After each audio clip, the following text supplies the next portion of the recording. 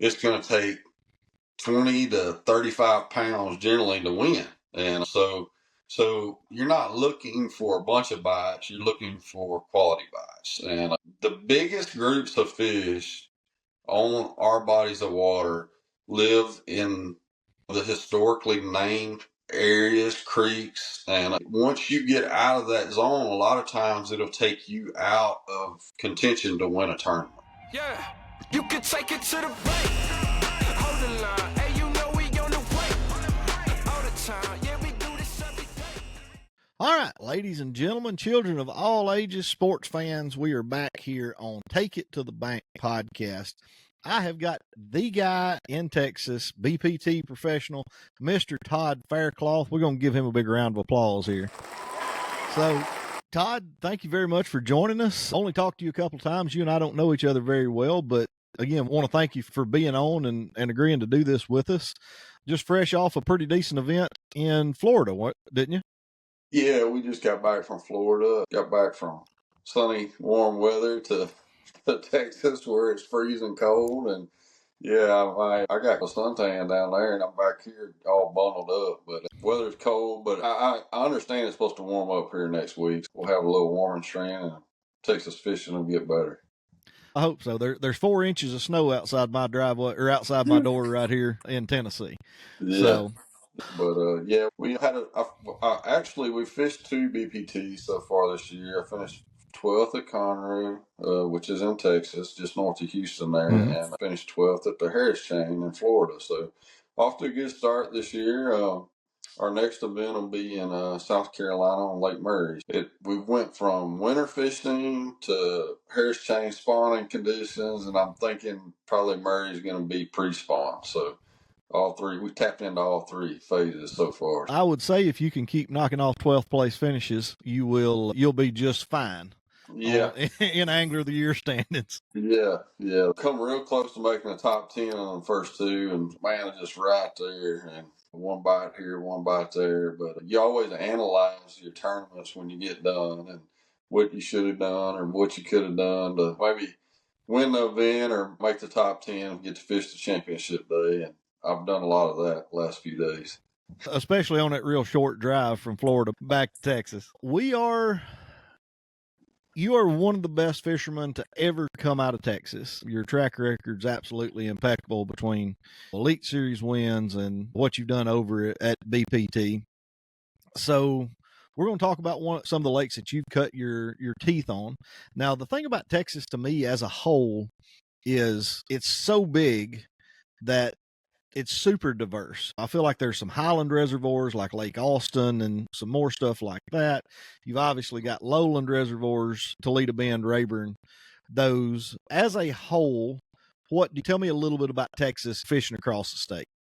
First off, I would probably say I've been all over the country and I fished different states, different lakes, rivers, and everything. And I would say that our lakes in the state of Texas are some of, if not the best lakes in the country. And I give a lot of props to our Texas Parks and Wildlife and our fisheries management. They do a good job of restocking our lakes and taking care of them. And they understand the economy and the effect that fishing has on our surrounding towns and stuff like that. And we give back and they give back and they just do a good job of managing our fisheries. Texas it's a big state. It's got big bass in it. And you were talking about people that come, I came from that area, cut my teeth there. When I was growing up, you had David Wharton, you had Tommy Martin, Rick Clun was around Montgomery area, Zell Rowland. I mean, the list, Larry Nixon started out there at Toledo Bend. And the list is long, and Harold Allen, I could go on and on. But in looking at it now, there's a lot of young fishermen that are cutting their teeth right now on Sam Rayburn and Toledo Bend that are doing the pro deal on the Elite Series and the BPT. Just a great area. It's a diverse fisheries across the board. I grew up right there around Rayburn, Toledo Bend. About the only thing we didn't have was deep, clear water. When I say clear, if you can see 5 foot 5 foot, that's pretty clear on Toledo Bend and Right. Rayburn. When I would go to Table Rock or something like that and I could see 15 foot down, it was spooky to me. But as For far sure. as just docks, offshore grass fishing, ledge fishing, bushes, willow trees, it's just got it all. And it's a great place to learn. And that's where I learned how to fish. And if I'm thinking Texas, I'm thinking a big stick and I'm thinking power fishing. I'm thinking I'm going to be throwing big baits. I'm going to be fishing a lot of visible cover. But there's also that offshore deal that comes into as well. And generally, if you're fishing a 5 fish limit on a Texas body of water in Southeast Texas region, it's going to take 20 to 35 pounds generally to win. And so you're not looking for a bunch of bites, you're looking for quality bites. And the biggest groups of fish on our bodies of water live in the historically named areas, creeks. And once you get out of that zone, a lot of times it'll take you out of contention to win a tournament. Don't when you hear a Black Forest at Sam Rayburn or you hear a Housing Bay at Toledo Bend, don't let that deter you. There's going to be people fishing those areas, but they're fishing those areas because they hold the biggest populations of fish, and that's where the winning stringers come from. And Housing Bay that you mentioned there on Toledo, it's what, 5 or 6,000 acres or something. It's a massive place. lake. Yeah, it's a lake within the lake. You could literally spend a month in Housing Bay and fish every single day and not fish all of it. I mean, it's impossible to do.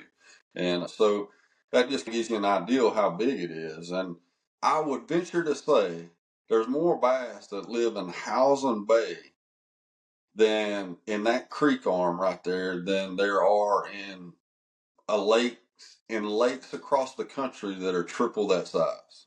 I would bet 100% on that, 100%. So, uh, yeah, it's a fertile creek, it's a fertile fishery, and it's got wood, it's got grass, it's got shoreline cover, it's got road beds in it, it's got bridges in it, it's got standing timber out in the middle of it. It's got a big deep creek channel that winds through it. And the most important thing about it is, to me, is it's got huge flats at the mouth of housing. You've got huge flats in it, and then in the creek within itself, you have huge flats in it. And whenever I'm looking for a big population of fish in Texas, the biggest populations of fish in Texas live around flats, and the biggest fish live close to the main lake. That's the starting point right there, if you ask me. If you That's juicy. yeah, Let's go ahead and pull that up. So we are on. This is Toledo Bend, as you can see, yep, a absolute massive reservoir down here on the Texas Louisiana line. And what river runs through there, Todd? that's the Sabine. The Sabine River. Gotcha. Mm-hmm. Gotcha. So this is Housing Bay that we're looking at here. And the flats that you're talking about are on both sides of this channel. And Yeah, they are, but predominantly once you get inside the creek, the flats are going to be on the north side of the creek. gotcha. Yep, I see them there. From basically the mouth of the creek all the way to the back. So this is the first time I've ever zoomed in on it. I've never fished Toledo Bend, never been down there, but just the amount of ditches and points and contours that we're looking at right here, like it looks juicy just from the fact that there's so much stuff down there offshore. And I know that there's bushes and grass and there's a lot of stuff once you get on to the bank as well. Yeah. So yeah. If you zoom out a little bit there, Ben, if you don't mind, where I can see it a little bit better. Go out towards the main lake a little bit. All right. If you see right there, you have a river channel that runs right there. Yeah. Okay. Yep. When it runs, keep going with your little cursor there. When it runs right into that right there, do you see all the flats that are out there at the mouth of that thing? Oh yeah. I mean, it runs all the way. I mean, it runs miles and miles, almost out here to where the river dumps out in the middle of the lake where it makes the big bend out there. I mean, there's a huge amount of fishable water out there at the mouth of the creek that those fish that live out there, a lot of those fish that live out there on that big massive flat at the mouth of housing there, they'll never go to the bank. They'll never go to the bank. They'll spawn out there on those shallow humps closer to the bank and stuff, but a lot of those fish will never go to the bank. And a lot of people think that all fish spawn on the bank, and that's not necessarily true for some of our Texas lakes, especially if the water level is low to just normal pool. A lot of those fish will spawn out there on those main lake humps and ridges and stuff like that at their shallowest point. Now, that'll be later in the year. It won't be really right now because that water temperature out there is a lot cooler. But They're going to start spawning in the backs, but yeah, that first creek right there is called Hurricane, which is a side arm. Yes, that one right there in the middle of your screen. Yep. That's Hurricane Creek right there. It's an off secondary creek of housing, I would consider. And it's got a lot of deep water in it. It's got a lot of standing timber in it. But towards the very back of it, back there, you have some flats and shallow water. And it's just an area that's predominantly a big fish area. And there's usually always grass in there. And there's a lot of big fish that use it.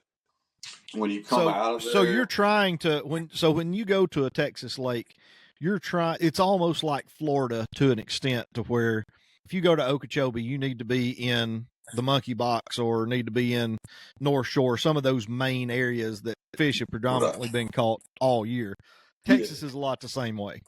It is a lot the same way. It is a lot the same way. And these areas that are, like I said earlier, that are historically known and mentioned in tournament results and all that stuff, there's a reason why, is because they hold the biggest populations of fish within that lake. And it's just this creek right here, once you come out of Hurricane there and you start going south there, you see the blue stuff over there, right there. That's a huge, expansive flat out there. Yep, in that area, right in there. It's just a huge, expansive flat that those fish can come out close to the main lake there, come out of the Housing Creek channel right there, and just come up there and get ready to do their deal. There's all kind of ditches and stuff that run in, and little points and humps, I mean, it's got them all. It has it all. It has it all. Yep. So we're talking about the month of March right now. Weather is warming up. I feel like March is one of those times that fish, depending on where you're at in the country, fish will be either still out on bait, doing their wintertime deal, to at the beginning of March to at the end of March. A lot of fish are spawning. Occasionally, I guess this far south, you may have some post spawn. So talk about a little bit about the month of March and where fish are in their seasonal patterns. Typically, the first part of March on a full moon, if you have a warming trend and the water's in the mid 50s, you're going to have your biggest wave of fish go to the bank the 1st of March. And this March, I looked at it yesterday. We have a full moon towards the 1st of March. We've got a warming trend coming. And these fish, the biggest group of spawners that go to the bank and spawn, will be on this next full moon, in my opinion, especially with the warming trend we have coming. So, the month of March is just when most of the fish that spawn in our Southeast Texas lakes, that's when they do it, is in the month of March. And, I pay real close attention to the moon phase during the spawn, and and a close second, probably even first, would be lake levels.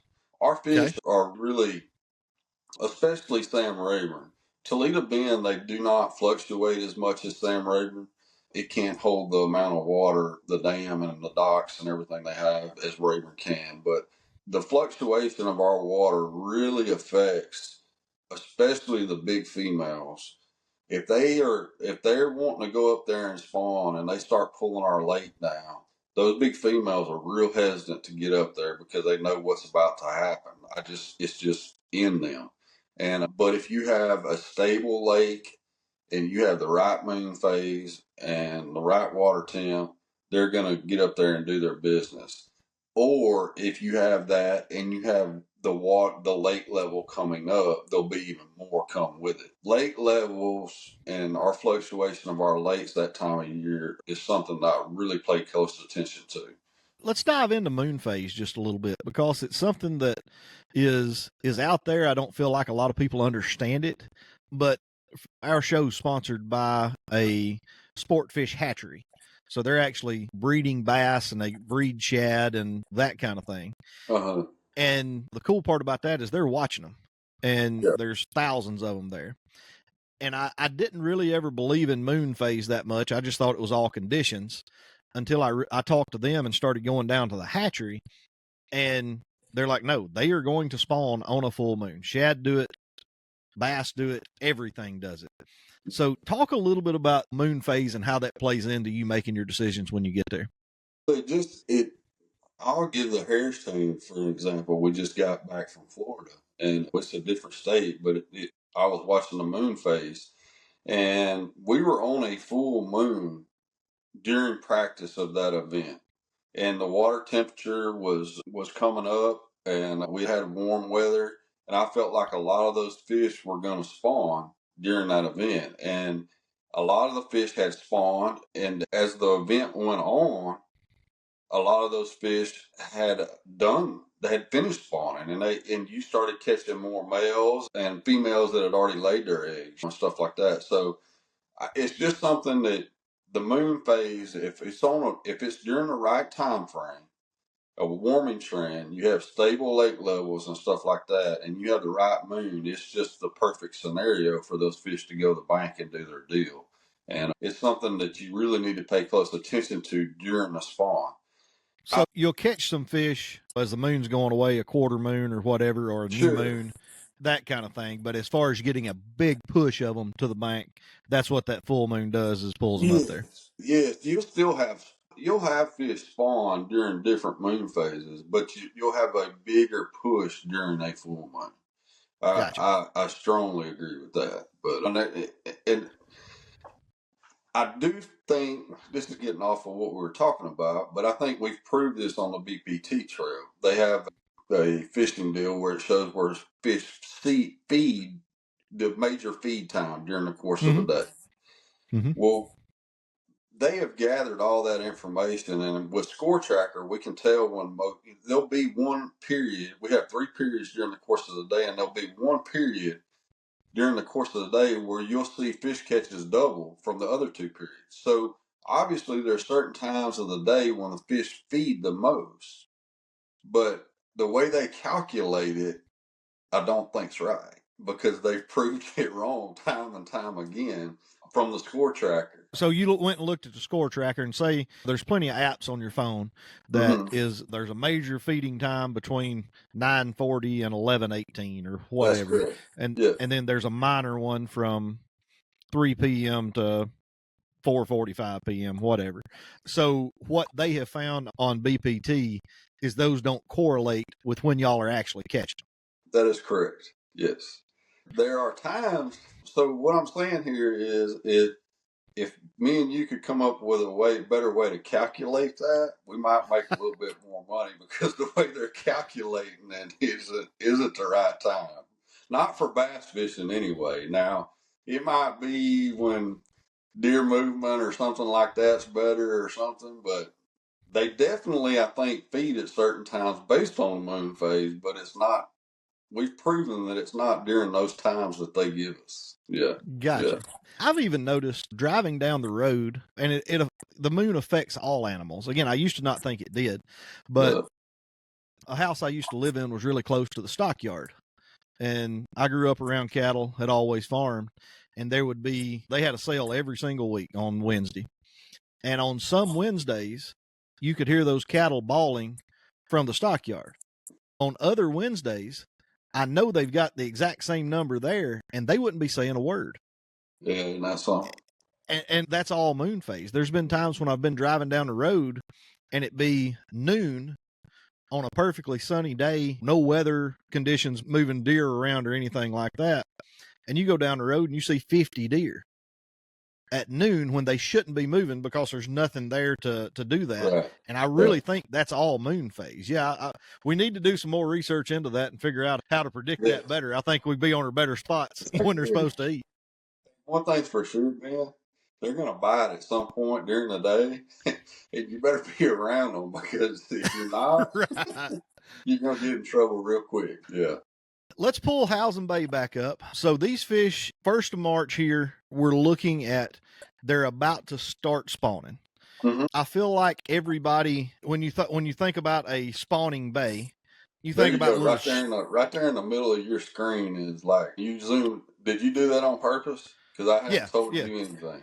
Yeah, no, All right. I was looking at it and I'm like, I think if I'm going to look for spawners, that right there is the best thing that I'm looking, or this little chute over here. Yeah, yeah. You got two big flats on both sides of you there, and you've got a drain that runs right through the middle of it. And it's on the north. It'll be facing.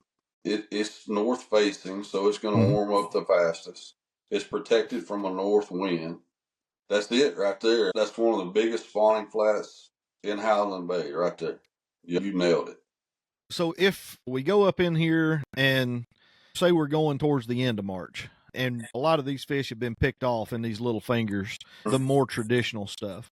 Sure. Where else are you looking on humps and stuff out here that's still 3 and 4 feet? Yep. Will those fish spawn out on stuff like this as well? 100% they will. Yes, they will spawn out on that stuff. It'll be later than those stuff, just like you said, than those fish that run to the backs of those pockets and stuff, because it takes that water out there a little bit more, time to warm up, and they'll spawn deeper out there. So, the deeper you go, the colder the water temp's going to be. They'll spawn there, and then the blue flats right at the mouth of that deal, those points and stuff, they'll spawn out there on that stuff as well. Okay. There's a little bitty drain to your right of that big drain that comes in over here. Yep, there? Right in there. Those are all just feeders to a big spawning flat. Those fish. I always say this too about fish travel these ditches, drains, and creek channels. They use them as roadways, just like we use our cars on roadways. They travel their travel routes to these spawning grounds, and the more travel routes you have leading into a spawning ground, the better that spawning ground is going to be. So you have all these drains and stuff running into this spawning ground and these flats here, and all those are just travel routes for fish to travel in there. And the more travel routes you have leading to a spawning ground, the bigger population of fish. So you got several different drains running into this deal for just a big population of fish to come. Gotcha. So that makes a ton of sense. When you're fishing, another thing I want to add is you can go to the back of housing. Go back on the right there. There's one arm. Go back just a little bit. You can go back towards the back on the right back there. There's what we call 944 back there in the back. It's that pocket on the right there. Right in there. You can always, the water's gonna, there you go. That's a good area back there as well. The water's gonna have a little bit more color to it back there. And there's a huge population of fish that live back in the back of housing. I just feel like in a 5-fish format, though, you're going to have a better opportunity to catch bigger fish out towards the main lake.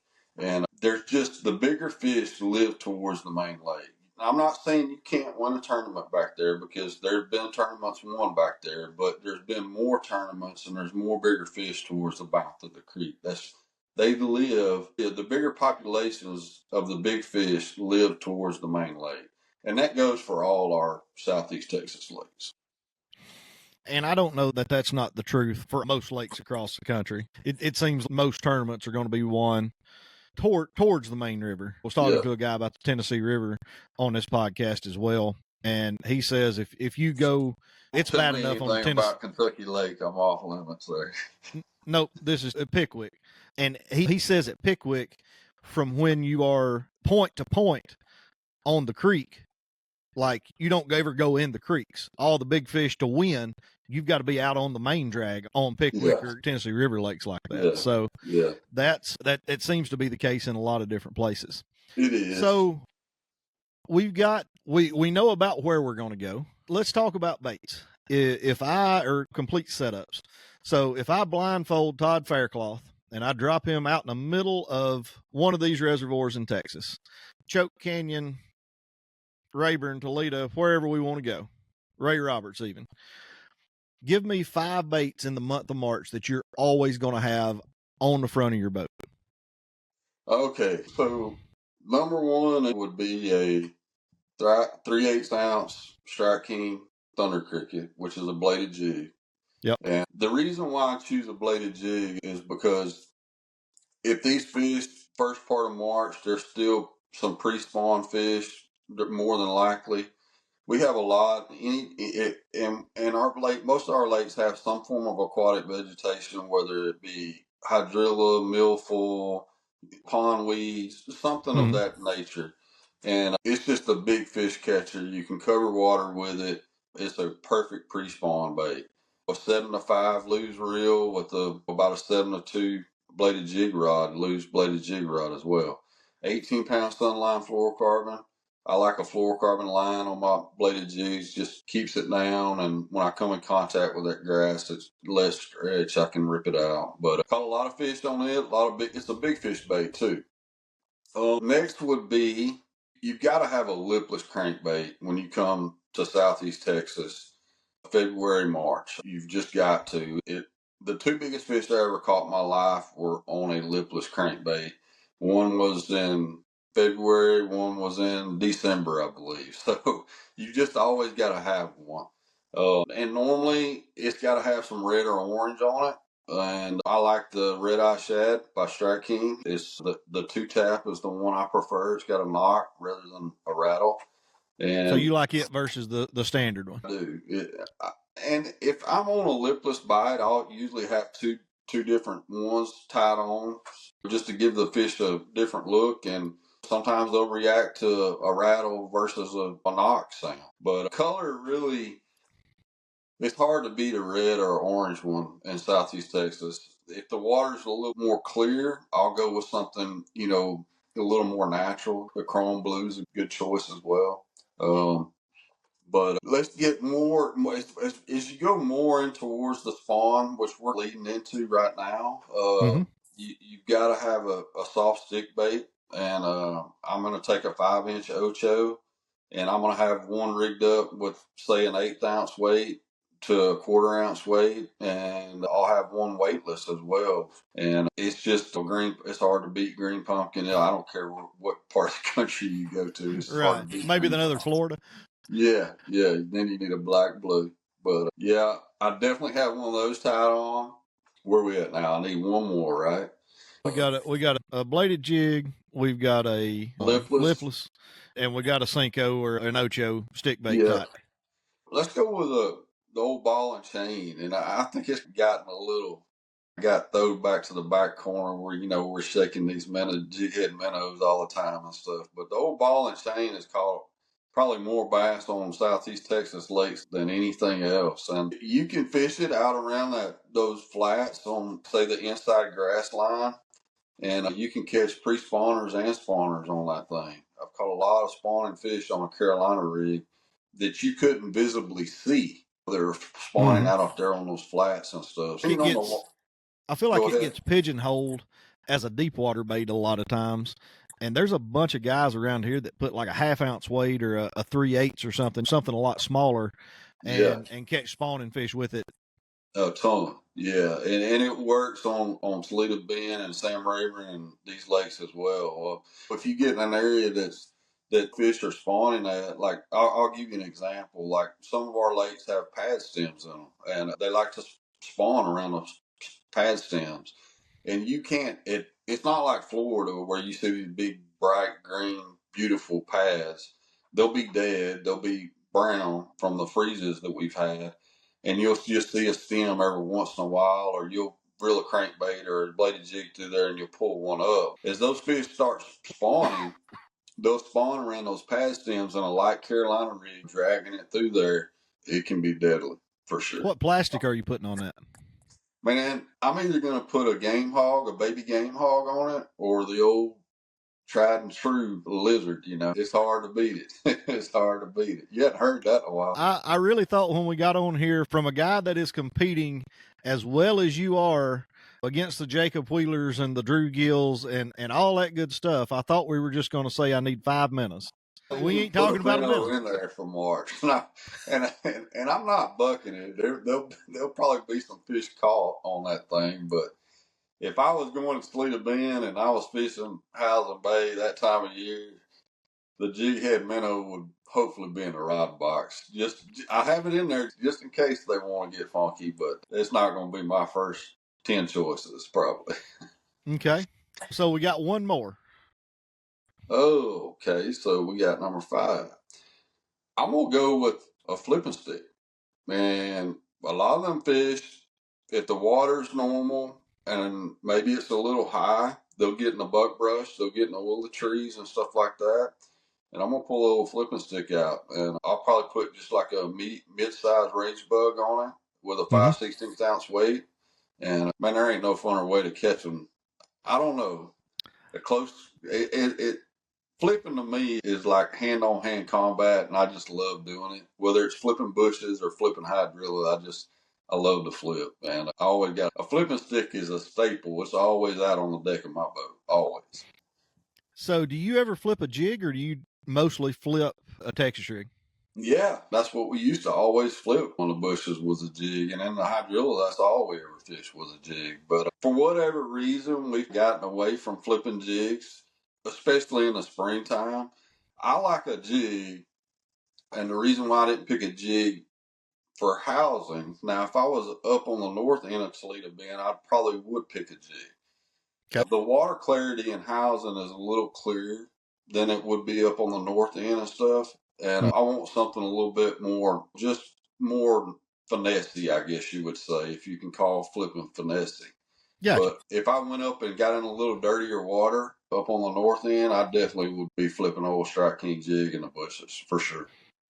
There's nothing better. Like when you flip in a bush and the whole bush shakes, like they ain't nothing better. Yeah. I'd rather catch a flipping that on top water. You flip it in the heart of that bush and it just rattles. You're like, oh yeah, here we go. Exactly. Yeah. So you're straight power fishing, man. Other than maybe a wacky rig stick bait, this is a time of year that you can go to the bank and turn your graph off and go old school fishing. Yes, 100%. And you can catch some really big fish, doing a lot of those different techniques that I gave you. And you mentioned a wacky rig. It's a tried and true. I mean, when those fish actually get up there and start spawning, a wacky rig is just dynamite. I'm going to tell you a little story here. It's awesome. I'll tell you a little story here. The Nico rig came in, I don't know, how many years ago, Ben? When did we start hearing about the Nico? It's 5 or 6, probably 7, 8, That's something what I was thinking, about 5 years ago. I started hearing about this Nico rig, and I'm like, what is a Nico rig? And so I did what everybody else does now. I Googled it, and I watched a YouTube video of it. And this guy is putting a nail in the head of the worm, and he stuck it in the middle. I'm going to tell you right now, guys have been doing that at Toledo Bend since the 70s. We called it a wacky rig, and we just called it a wacky rig with a nail in the head of it. We put a nail in the head of it, and I'm like, man, I've been doing that all my life, and they just put a fancy name on it. But yeah, Nico, I'm gonna call it a wacky rig with a nail in it. I'm not gonna call it a Nico, but a Nico rig, a wacky rig on Toledo Bend is called probably a real close second number of bass than the Carolina rig, I would venture to say. We've talked about some baits. We've talked about some areas. Now, when you go in an area, is it clear enough that you can physically see fish, or are you just fishing down through there? And if you say you fish that entire first little pocket that I was talking about, let me pull her back up here. We said this right here looked like a pretty good little spawning bay. If we go in, a man can fish all of that in an hour or so. If you go in there, what is one thing that is immediately going to turn you off and you're going to say, all right, I've got to get out of here. I've got to go somewhere else? Is it just fishing and not getting a bite, or can you see some clues that you're like, I don't like that? I'm gonna say if you go in there on a full moon in March and you don't get a bite, you're probably fishing with the wrong thing. I'm Okay. gonna say, I'm gonna say Like you're it's going to fishing with the happen. wrong thing. Yeah, or maybe your timing's off or something. But most of the fish that spawn on our lakes, they'll spawn where you can see them, and that area over there, the water's probably pretty clear. I'm gonna say you'll have 3 foot of visibility. Okay. But a lot of the fish spawn just out of visual sight. It's almost like they know that they'll spawn like just out of where you can see them, especially the big ones.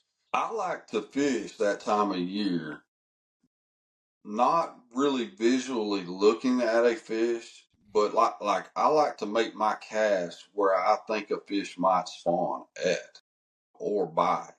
And another thing to keep in mind is this time of year is probably the least amount of time of the year when the fish actually start spawning in their own beds. I don't want to flip in the middle of the cover. I want to fish the sides of the cover. I want to bring my bait beside something. These fish aren't going to spawn in the middle of the cover. They're going to spawn to the side of it. I'm going to work my bait out a little bit more instead of flipping it in the heart of a bush pre-spawn where they're staging and they're not necessarily on a bed. Instead of flipping in the middle of that bush, I'm going to cast a ocho out to the side of that bush, and I'm going to drag it through there real slow and visualize in my head where that fish might spawn at. Any isolated target, there's some reeds in housing as well. Maybe there's a isolated deal of pad stems, or maybe there's tons of stumps around there in that area as well. Those fish will spawn around all that stuff. Something isolated is just a key deal, something that I key in on whenever I'm fishing for spawning bass that I can't visually see. Now, if you get up there and you start running around and you're starting to see a bunch of beds and stuff like that, and you're seeing bucks swim off of it and stuff, and you see a female every once in a while, you know right there you're in the right area. And those fish that you can visibly see, there's just as many right outside of that you can't see that are doing the same thing. Yep. So you can actually back off the bank just a little bit, and that's where you throw that sea rig. That's right. And you're just dragging it back. Like you're not dragging on rocks. You're not dragging on anything. Yeah, but that's right. You're getting it as close to cover as you can. But Yeah, you'll run yeah. over a stump and you'll get a bite. Oh, there's one. Or a pad stem, or maybe it's an inside grass line. They'll form an inside grass line, and there'll be a hard period. There'll be a hard, usually a sandy spot between the inside grass line and the bank, or the hay grass, or whatever's there. A lot of those fish will spawn there as well. So, yeah, generally speaking, during the spawn, the slower you fish, the more bites you're going to get. The problem with that is you can't fish too slow and not cover enough water to know that you're in the right area. So I just went through that on Florida. You have to be thorough and you have to fish slow. But if you go through an area and you hit a bunch of high percentage spots, and say you get 3 or 4 bites and you fish through it pretty fast, you can normally go back through there real slow during a tournament for the same day, and you can double your amount of bites by just slowing down. Fish fast but thoroughly and hit high percentage key spots and as you're looking around. And once you start getting bites, then slow down. Yep, and really fish it hard. And I feel like that's where your bladed jig comes in too, especially like in practice. You can cover a Sure. lot of water with that thing. I feel like around the spawn, a lot of times those fish will come up and they'll slap at it, and like you'll miss them, or you'll have them for 2 cranks and they come off, and there's stuff like that a lot.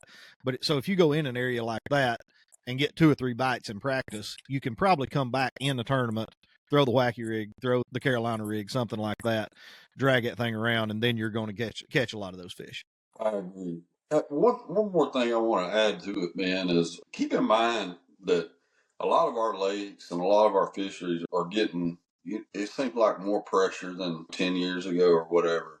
And the stealthier you can be, and what I mean by being stealthy is being quiet, not pushing water out with your trolling motor, using your power pole anchors if you have them, and letting the wind kind of push you into an area as you fish, as opposed to going into the wind and being on your trolling motor at all times. And I think you Slamming kind rod of have, blockers. yeah, that's right. Don't slam your rod blockers, and just try to be stealthy, try to be quiet. If those fish do not know, and I take this approach on sight fishing. If those fish do not know you're present, that they don't know you're there, you will catch that fish way quicker and way faster and way easier than if he knows you're there. If that fish can see you, or if you can, let me reverse that. If you can see that fish, he can see you as well. So, and I feel like your chances of catching that fish quick go down once he visualizes you. For sure. For sure. And I saw a fish last year, just messing around fun fishing with a good buddy of mine. And 4-pounder on bed, locked on tight. Then we flipped and we flipped and we missed him like 3 times. Was hitting him in the tail, getting him all riled up, and missed him. After we missed him a couple of times, he just quit biting. He was staying there, but he just wouldn't bite. We pulled off of him, gave him, went down the bank, caught 2 or 3 more, looking at him, turned right back around, and I stayed way back, and I made a long cast, and I hit right in his bed, and he bit first time because he had no idea we were there.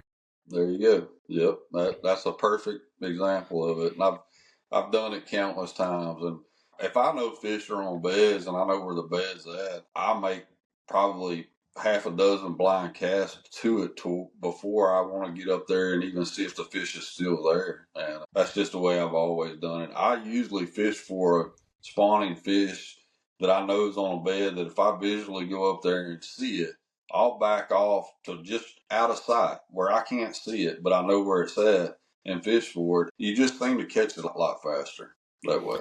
Yep. Now, if you're going down through these places, let's say there's a little stump there that you can barely see under the water. You can't see that there's a fish there, and you catch one.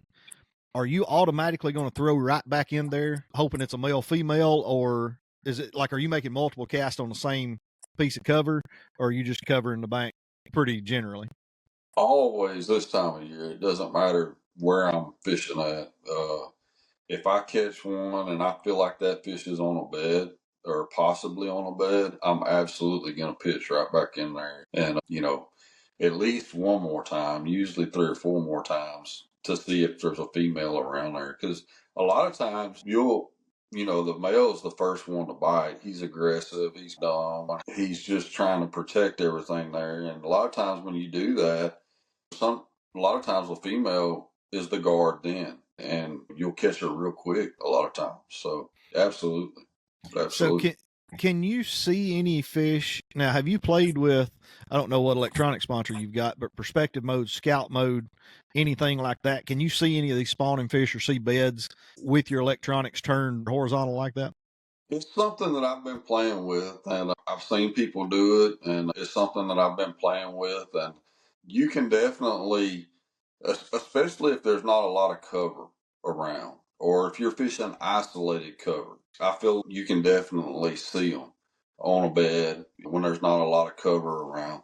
Now, like Florida, for example, there was a ton of fish spawning there, but you just have a massive pad fields, and you have these massive Kissimmee grass, and it just clutters everything when you're fishing 3 foot or less. So can you see them? Yeah, but you're probably going to spend more time. I don't think you're real productive using it that way in that amount of cover. But on sparse cover, hard bottom, absolutely. You can Gotcha. use it and be productive with it in perspective mode. Anytime I go to a new lake or a new area, something that from traveling around the country as long as I have that I always pay attention to is how easy an area is to navigate. And I've never been to Toledo Bend, I've never been to Rayburn, but I know there's a lot of standing timber, and anytime there's timber, that timber rots off right at the water line, and it will get you in a bind with your big motor in a hurry. So talk about how to navigate these lakes, and how's the best way if you've never been down there to really stay out of a bind and not have to go to the fiberglass shop. Yeah, Toledo Bend is just, in particular, is just full of standing timber, and it can be a little intimidating for somebody that's never been there before. The good thing about Toledo Bend is wherever you want to fish at, there's usually a ramp real close to that. So, like in Housen, for example, there's 2 ramps right there in Housen Creek, Housen Bay itself. So there's one at Fin and Feather, and then there's one back there in the back we call 944. And so you can literally put in at the boat ramp and idle to where you want to fish if you've never been there and you don't know where the boat lanes are. The boat lanes on Toledo Bend are marked. They're marked. They've done a good job over there. The Sabine River Authority has done a good job of remarking a lot of the lanes and staying up on that. But every once in a while, one of those buoys will drift off or lose anchor or something like that, and it'll be out there in the timber. You have to be aware of that stuff. Usually all the boat lanes run in a straight line. So once you hit one, you should be able to pick up the next one.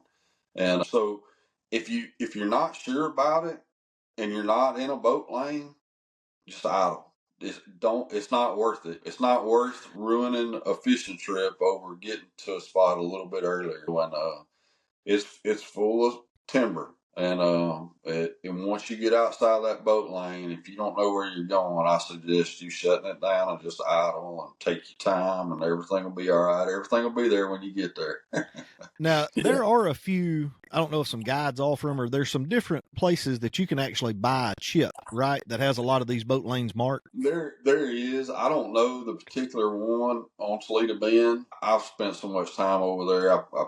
I pretty much, I mean, I run a lot of the backdoor stuff where there's not boat lanes. They're not marked. Somebody else don't want to do that. Yeah, I would not suggest doing that. But most all of the lakes, I saw one on Rayburn the other day. Guys had boat lanes marked. I know Toledo Bend has them as well. Lake Fork has 2 or 3 guys that do them up there. When we went up there and fished before, I bought one for navigation purposes. And they're definitely worth the money. If you haven't been to a lake, I would highly suggest you purchasing one of those just for safety reasons alone. Just give you a bit of comfort. Because like I said, Toledo, like you said earlier, Toledo Bend is a massive body of water. Massive body of water. And if you plan on fishing a particular, say you don't want to go to Housen, say you want to go to 6 Mile, which is the creek right below Housen there. There's a good ramp right there in the back of it you can put in. So whatever area of the lake that you're planning on fishing at, I suggest putting in at the ramp closest to that area until you get familiar with the boat ramp, the boat lanes and all that stuff, and are more comfortable navigating it. And I'm looking at it, and something else that you haven't mentioned here, the way I'm looking at this thing, it runs north and south a lot like Kentucky Lake does. So a hard north wind here, you're going to, as big as that body of water is, you're going to have 4 or 5 footers with a 20-mile-an-hour wind really easy. And hell, the wind always blows in Texas. Yeah, it can get very dangerous. And the problem with Toledo Bend that you have to take into consideration is it's not like other lakes where you can be like, I'll just run, the west bank or the north bank or the south bank. You have to go where the boat lane goes when you're running, and it can put you in a bad spot if you don't know, what to expect. So there, and again, especially in March, like you hit on, the wind usually blows, and pay attention to your wind apps and stuff like that, and try to take all that stuff into consideration. If you're fishing a tournament and you've got to go out of a certain marina or ramp or whatever, take all that into consideration as you're preparing for the event. Or if you can put in close to where you plan on fishing at, will be my best advice, because it's a massive body of water, and if that wind starts blowing northwest, it can get really big. I promise you, and you don't want to be out in the middle of it. It can get spooky for sure. Yeah, and I don't know if it is like this here. I live right here close to Kentucky Lake, and I've been in between 2 waves that I couldn't see the bank. And they're not like northern waves where you can surf them and go over one and back up. They're too far apart most of the time to get on top of them and run across them, but they're too close together to go down and back up. Like, they're just really hard to run. They are. They just stack on top of each other, and you can't. It's It's hard to run the trough like you're talking about, and you can pretty much cancel that on Toledo Bend unless you just got a boat lane that's running perfectly Perfect. east and Yeah. west. Yeah, it's not going to happen. But the main thing in big water is when you're running it, it's idling through the timber. Take your time. Don't get in a hurry. And definitely don't do something that you're not comfortable doing. It's not worth it. The water temp's going to be cold. And I mean, I always carry a spare set of clothes in my boat just in case, you run into a stump, you get knocked out of the boat or something like that. I highly suggest, fishing with somebody that time of year too. That way you always got somebody there with you. And, if you do happen to fall out of the boat or something does happen, you got an extra set of hands and eyes there, to help you back in the boat or whatever. God forbid something like that happen, but don't take it for granted because it can happen really quick. I'll share a little story here with you. I had never fallen out of the boat ever before in my life. And I was fishing a individual tournament. I think it was called Bass and Bucks back in the day on Sam Rayburn Lake. And the water was up in the pine trees and the sweet gums. I mean, it was way up. And of course, the fish were way back in that stuff. And by noon, I had fallen out of the boat twice.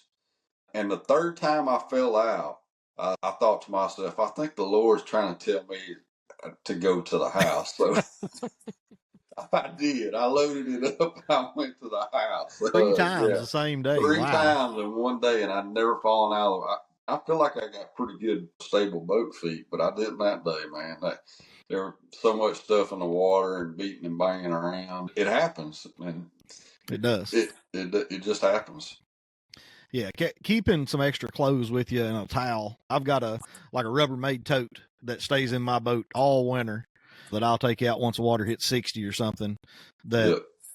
stays in there all winter because I've done the same thing. I knocked a rod over one time and into the lake and reached over to grab it and just ass over tea kettle right in the water, and it was 56 degrees and like to have froze before I got back. So Right. it's a super important piece of safety equipment. I feel like you gave us a really good kind of indicator on what to go look for on Toledo Bend, Rayburn, those Southeast Texas lakes. Real quick, before we hop off here, tell me what's your funniest story, the hardest you've ever laughed at a tournament. I don't care if it was Elite Series or a team tournament back in the day. What's the hardest you've ever laughed? Okay, so I got one here for you. It's long-winded, so you have to bear with me here for a while. I've told this at seminars before, but it's a good fishing story. Back in the day, when I first started this deal, I wasn't a professional.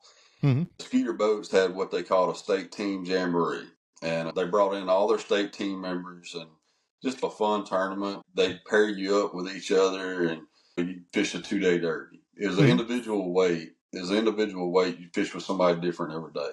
And I'd been on a bunch of fish, and they came to Rayburn. And me and Dad had been winning quite a few tournaments. And they came to Rayburn, and I was like, I like my chances. I was feeling pretty good about it. And I'm probably 19, 20 years old. I'm young. And first day of the tournament, I was leading it. I catch, I don't know, close to 30 pounds. And the second day, but I wasn't ahead by much. I remember Bill Hudspeth, the guy fished in the white T-shirt and cowboy boots. He was in second, old Bill. And he was in second and going out the second day. Now, granted, we're fishing for first place is a 20-foot, 19 or 20-foot boat. It was a big deal. And I was all nervous and giddy, going in the second day. And they had some guys that they flew in from Japan to fish the tournament with the pros. And I get to the dock not knowing who I'm fishing with, and it was a guy from Japan. And he gets in my boat, and, me, an old country boy, and a Japan guy, we can't communicate. I'm like, oh boy, here we go. I'm like, he can't speak a lick of English. I sure can't speak no Japan. And he gets in the boat and he grabs a net, and they told him I was in first place, and he goes, and he grabs a net and he goes, I net you fish. And I was like, okay. I'm like, but no, you fish. But Anyway, we get out there and we start fishing, and I'm flipping a big old jig in the grass, just going down a hydrilla line. And I caught 2 or 3, and in a minute he's on the back deck, he's fishing, and he starts trying to, I can tell he wants something. He's trying to tell me something. And I'm like, man, what's this cat want? Maybe he wants a bait. So I just reach in the rod box and I grab another rod identical to the one I'm fishing with, and I give it to him. And he starts fishing and he's not saying anything. I'm like, he's good. I'm good. We're good to go. And man, in a minute, here he comes again. He's coming back up there, and he's like, and I caught 1 or 2 more. I don't remember. And I'm like, dang man, this guy wants something. I have no idea what it is. I thought maybe he wants to fish up here in the front with me, So I'm like, you stay up here, motion. And he's fishing up there with me for a while, and everything's good. I'm like, all right, maybe that was it. I give him a rod, I give him a bait, and now he's up here in the front with me. Everything's good. Man, in a minute, he drops that rod and he goes to the back deck, and he goes to that back storage deal, and he's pulling stuff out. He's just, I can tell, man, something. I'm fixing to have to take this guy in. I'm like, here's my shot at winning this boat. I'm done. I'm like, here we go, my luck. And he gets this book out, and it's a book, and it's got illustrations in it, like pictures. Mm-hmm. And he's flipping through that thing, man. He's flipping through it as fast, and he gets this page, stops, and he runs to the front of the boat, and he brings that picture, he shows it to me, and it's a guy sitting on a commode taking a dump. I'm like, he's pointing at it. I'm like, oh, I said, I got you, brother. I got you. He done got in a bind. That boy, that American food didn't sit well with him, man. Hey, I hit that bank, and he was out of that thing like a cat squirrel, son. I mean, he was gone, son. Yeah, that was a pretty funny deal there. But that is he got awesome. back in the boat. That is awesome. Yeah, we was fishermen. I grew up fishing with my dad, and some of my greatest memories of fishing were with him on Rayburn and Toledo Bend, and fishing team stuff with him. And just, I look back on that, and it doesn't seem that long ago, but it was a long time ago. And I just love to see young people get involved in the sport. It's something that we don't ever get too old to do. That's the cool part about it. We get too old to play basketball and football and racquetball and all pickleball. Eventually you're going to get too old to do that. But fishing, you can share that with somebody all the way to in a wheelchair to your hair. And that's the beauty of it. And I love seeing young people energetic, enthusiastic about the sport. And that's what it's all about, teaching somebody else how to love it, and not necessarily do it at the level I do it at, but be something that they can share with their kids and their grandkids and stuff like that. So just being outdoors, man, that's what it's about. It is. I was telling somebody the other day, there's something about being outside and experiencing weather. Yeah. Like when you go inside in the morning, walk into your place of work or whatever, and it's 80, and then you come back out and it's 40. Then, it's cold now. A cold front came through. Like, that's cool. But when you are outside all day and you feel the wind change and you feel that drop of temperature, and it happens in 10 minutes, or you see that big cloud of rain that's coming completely across that lake, that's about to get you. Like, to me, even just the weather part of it is super cool. And then the way that the fish or the deer, whatever you're chasing, react to that, it's just cool. That's why we do it. Todd, I want to thank you a bunch for coming on. You gave up some juice. This is really interesting stuff. I learned a bunch just from talking to you. You make me want to head south and make the 8-hour drive down to Toledo Bend, go to Housing Creek and start fishing. That makes me want to, for sure. Todd, where can people find you? I've got an Instagram deal and Facebook. I'm on social media that way, and you can follow me there on that stuff. It's Todd at Todd Faircloth. You just Google my name, pull it up on Facebook, Instagram. It should pop up. But you can watch, MLF live now on BPT. We'll be at Murray. You can watch us live fishing now. We go first part of March. We'll be in Lake Murray. I'll be fishing all the BPTs this year, and check me out there. Follow along, and excited about the year. Great to get off to a good start, and look forward to the next one. Yeah, we wish you nothing but the best, and we'll be coming back to you a few more times this year talking about Texas fishing. Thank you a ton, guys. You can take that to the bank. Thanks, man. Yeah, you can take it to the bank. Hold the line, hey, you know we on the way. All the time, yeah.